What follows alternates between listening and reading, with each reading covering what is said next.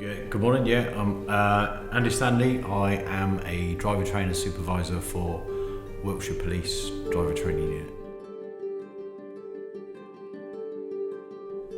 From being in the police as a police officer, I started in Swindon as a probationer, walking the beat, and then became an area car driver for the west of Swindon. Spent 12 years on traffic, first of all in the cars and then on motorcycles, and then retired in 2016, and then got a job on driver training unit as a driver trainer / instructor.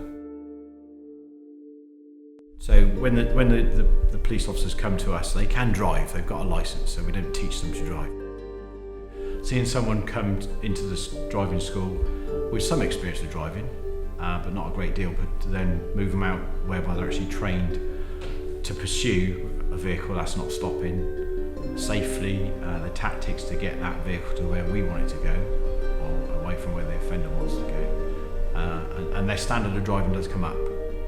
The only downside is that they don't keep that standard for very long because skill fade happens and things like that. So it's a pleasure to see that, and it's also an enjoyment to see when they come back where they are and where you can get them to.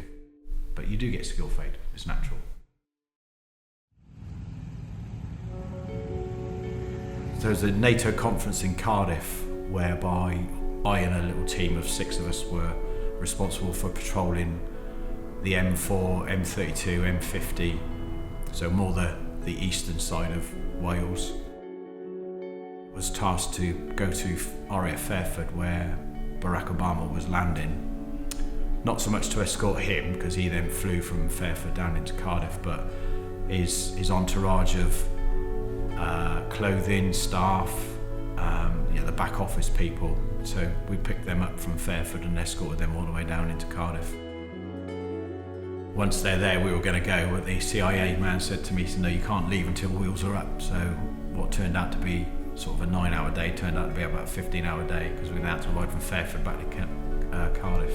But for that little trip, I got a packet of M&Ms with the presidential seal on it. So that's a bit of a gizzit from that. So when I met my wife, we got married. I was in the police force when we got married. We got 2 sons, and I probably had, out of the 25 years I was in the force, I had probably 3 Christmases at home with them through their life. I was in the force, weekends invariably working, days off in the week was nice for me, but I missed a lot of the boys' Christmases, which they remind me quite often now. Planning for the future in relation to my aspirations, certainly from my wife's point of view, is when the boys have left home, we're going to look to move to a smaller property with some land apparently, and get some alpacas and stuff like that, but that's down to her. Whether that happens, I would say yes, because this is being recorded, but hopefully. That's an aspiration. Just when the lads have left home, to retire and enjoy a little bit of life.